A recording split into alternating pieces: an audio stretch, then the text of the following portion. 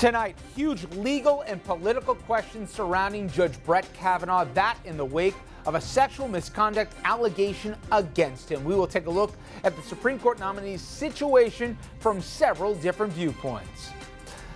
Also, Lehman Brothers collapsed 10 years ago, and that kick-started the financial crisis. We will take a look at why not a single banking CEO was locked up and whether or not some of them should have been thrown behind bars. Then, does a jury always have to reach a unanimous decision to convict? I know you say, of course. Well, in 2 states, a 10-2 vote, that's considered good enough. Which way works better and is fairer? We debate that this evening. Good evening and welcome to RFL. I'm Richard French, and thank you for joining us this Wednesday night. A lot of new wrinkles and developments in the confirmation battle for Judge Brett Kavanaugh. Judiciary Committee Chairman Chuck Grassley, he's offered a public hearing where and only Kavanaugh and his accuser, Christine Blasey Ford, would be able to testify. And that is the reason we have hit an impasse. Here's Grassley explaining the situation. We've not heard anything further than last night, but we're reaching out and we're not going to cancel any hearing until the last minute, and we've gone beyond what we did the first day of just having the hearing she asked for, the open hearing she asked for, because we heard she might not want to come in that environment. So we offered one more closed session or 2 ways of doing it by transcript.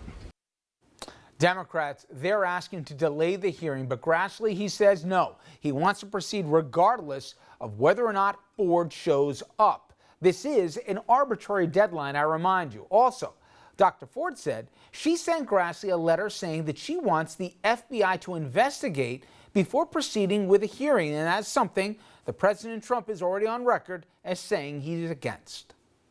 Also, continuing, the president is in his voice unbated here for Mr. Kavanaugh. Take a listen to what the president had to say. Justice Kavanaugh has been treated very, very tough, and his family, I think it's a very unfair thing what's going on. I think he's an extraordinary man. I think he's a man of great intellect, as I've been telling you, and he has an unblemished record. This is a very tough thing for him and his family, and we want to get it over with. At the same time, we want to give tremendous amounts of time. If she shows up, that would be wonderful. If she doesn't show up, that would be unfortunate. So again, as a reminder here, she, the alleged victim of a sexual assault, but according to the president, it would be Kavanaugh that is the clear victim out of all this. Now, the president has consistently supported harassing or abusing of women here, and he has defended every single person who has been alleged to have done that he's either nominated or put on his team. And again, put the context again as to who that unadulterated support from the president, how that came about. This, again, a guy who famously bragged about his preferred form of sexual assault. I moved on her, actually. You know, she was down in Palm Beach. I moved on her, and I failed. I'll admit it. Whoa. I did try and her. She was married. You know, I'm automatically attracted to beautiful. I just start kissing them. It's like a magnet. You just kiss. I don't even wait. And when you're a star, they let you do it. You can do anything. Whatever you want. Grab them by the you can do anything. Again, our president, and again, he the one who is espousing who we should not feel sympathy for when it comes to alleged sexual assault. Now, this whole thing also has a lot of parallels to the Clarence Thomas confirmation hearings back in '91. Back then, Anita Hill testified that Thomas sexually harassed her. The FBI then, they did an investigation of that, and it only took 3 days. Hill says, we need to get the FBI involved in today's investigation regarding Mr. Kavanaugh. The hearing questions need to have a frame, and the investigation is the best frame for that, a neutral investigation. So those are the questions as to how this proceeding should go forward. But of course, there's the politics that play a huge part, if not an overriding one, in this whole proceedings. Many red state Republicans are saying if Ford doesn't show up to the hearings, they want to vote on the Kavanaugh confirmation anyway, maybe even that day. And that likely means a bunch of yes votes from them. In fact, it definitely means yes votes from them. Well, to join us to talk about this case, Elizabeth Cronin, Director of the New York State Office of Victim Services. I'm curious your take as you're seeing this play out, and obviously there's a lot of political motivations on Capitol Hill from both sides to a degree, but this idea that, hey, there's inconsistencies with the story, this was 30 years ago, what do you make of it, considering you've had a lifetime dealing with victims here of assault? Does her story, as she's told it, sound familiar and credible from some of the people you've dealt with? Well, of course, first of all, it's really good to be with you, Richard. You know, of course, we don't know exactly what happened. None of us were there. But in my experience, from what I know about how sexual assault victims respond, this is something that rings true to me.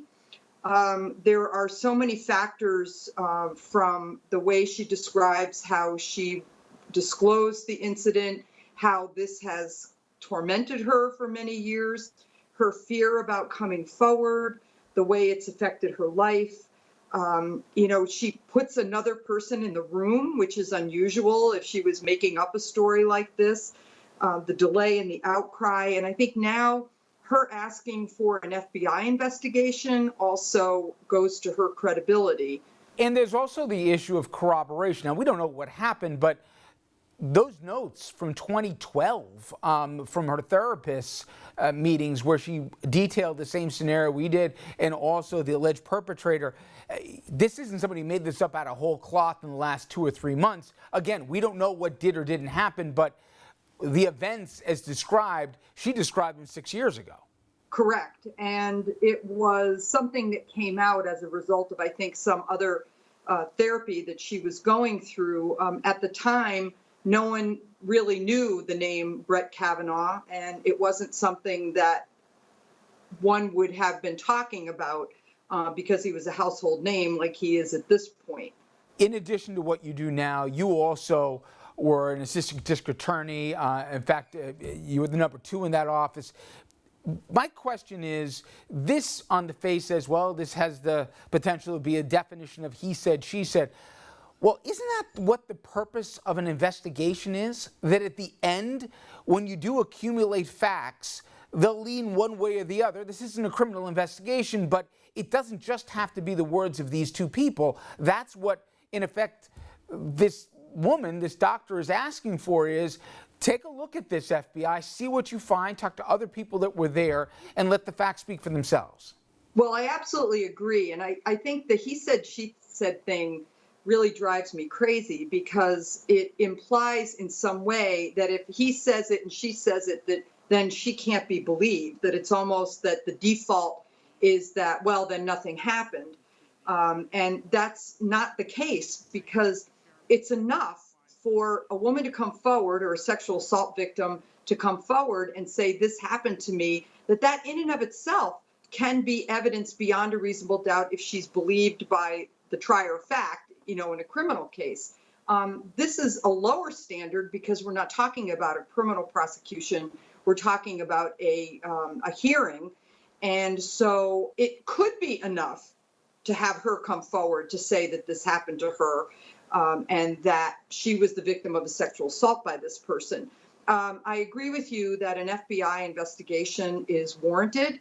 It doesn't matter that this case happened 36 years ago. Of course, it may make it more difficult to get fresh recollection. But from what I'm reading on Twitter and in the press accounts, there are people who heard about this when it happened, and that there are probably many credible witnesses available who would be able to shed some light on this one way or another. You know, Elizabeth, it's interesting. One of the spoken or unspoken things is, hey, this happened 35 years ago. You know, this would have turned up before, but more than that, you know, these are teenagers. Well, it's interesting. I saw the reactions of, I have 2 teenage daughters, and they were watching this, and a couple things in their reactions to it stood out to me. One was folks who were saying, hey, if she doesn't come and show up, she lost her chance. And then more than that, well, they were just kids at the time. Who knows? And the idea that since she's brought these claims forward, she's had death threats and has had to move, this has the potential to have a chilling impact for people who do think about coming forward, about how willing people are to take them seriously, to listen, and then also to not make them, in effect, part of the problem. I was at least surprised, for once shutting up and just observing, the impact of how this thing's been handled as sending a message that's the opposite of the Me Too. That is exactly right. And we have been trying to, push this issue forward and come into the 21st century, and this could be pushing us way back.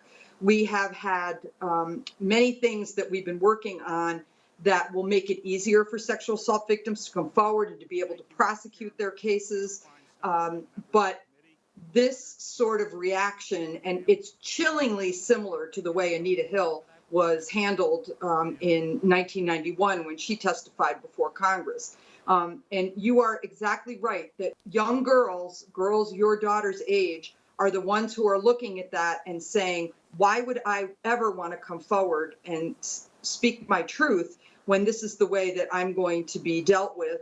And I think that's what people who are supporting this nomination and opposing an FBI investigation, that's what they're counting on, that it's too hard to go forward. And so victims are not going to be willing to go through this. And therefore, we're just going to put ourselves right back in the dark ages. And finally, a cautionary note to those that are trying to fast track this without it involving anything other than the two people speaking next Monday. This stuff has a habit of getting out one way or the other, and whether it's on the calendar when they want to have the full floor vote or not, this probably will not be the final voice to talk about what happened at that house party in the 80s.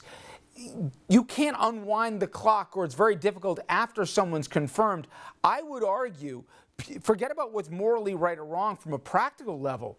You'd rather get this out now before you vote to confirm somebody than later on say, I wish I knew, because you have a choice to know. Well, that's right. And, once he's confirmed, then you can't put that toothpaste back in the tube. I mean, the only alternative is if information comes out that's even more egregious or that confirms what she's saying, then the only alternative is to go through an impeachment. Which I think there's been one impeachment process against a Supreme Court judge in the history of the United States, and it wasn't successful. He was acquitted by the Senate. This is somebody that's going to be on our Supreme Court deciding what is justice and what is legal. We're not talking about a situation like in the Clarence Thomas hearings, where while it was disgusting, it was more sexual harassment. We're talking about what is a violent felony. And the fact that he was 17 years old should not negate it. We'll see how this plays out, because I could see it going a whole bunch of different directions. But Elizabeth, I certainly appreciate, as always, your time. Thank you. Thanks so much, Richard. All right, when we come back, we're going to bring our legal panel in. We're going to take a look at what would happen if Judge Kavanaugh and Dr. Ford were to testify on Monday. Their counsel would be present here. How would the questions go here? What questions, depending on whichever side you take, will be posed if, in fact, that happens? Our panel joins us with that right after this.